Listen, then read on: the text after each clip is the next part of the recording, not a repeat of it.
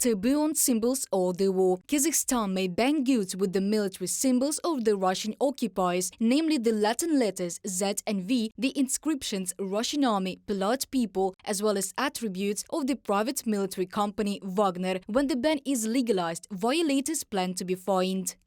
This year, the Prosecutor General's Office of the Republic of Kazakhstan sent a proposal to the government of the Republic of Kazakhstan on a legislative ban and establishment of administrative responsibility for the manufacture, storage, import, transportation and distribution on the territory of the country of paraphernalia, symbols, signs used by warring parties in armed conflicts, in military or other violent actions against the sovereignty and political regime of another state. Kuat Bapinov, Prosecutor of the Department for the Protection of Public Interests of the Prosecutor's Office of Semey. In order for the ban to work and its violators to be held accountable, it is necessary to introduce appropriate legislative changes. The speed of legal processes depends on the political will of the leadership of the Republic, experts say. The offer is directed to the government of Kazakhstan. In the future, after consideration by the government, it should go to the Parliament of Kazakhstan and ultimately go to Tokayev for signature. That is, until all these procedures are completed, all these proposals remain proposals. They do not have any legislative basis. While the taboo on the symbols of the Russian invaders has not been legalized, entrepreneurs are being prepared for innovation. They have explanatory conversations held with them.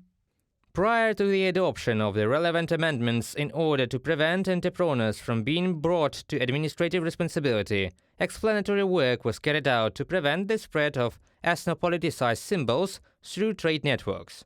From the message of the National Chamber of Entrepreneurs of the Republic of Kazakhstan, Atamikin.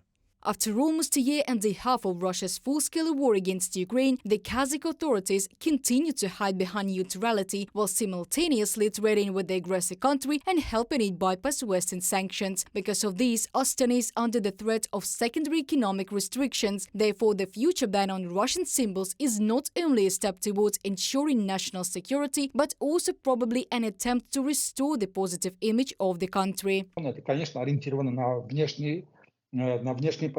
This is oriented, of course, to external consumption, to the fact that the countries of the West, primarily the Americans, the British, the French, will notice that in Kazakhstan there is some movement in this direction towards confrontation with Russia, the ban on its symbols. Then they want in this way to slightly level the situation that is not developing, because the Americans and Western Europeans are planning to impose sanctions against Kazakhstan, Kyrgyzstan and other countries of Central Asia for helping Russia to circumvent sanctions.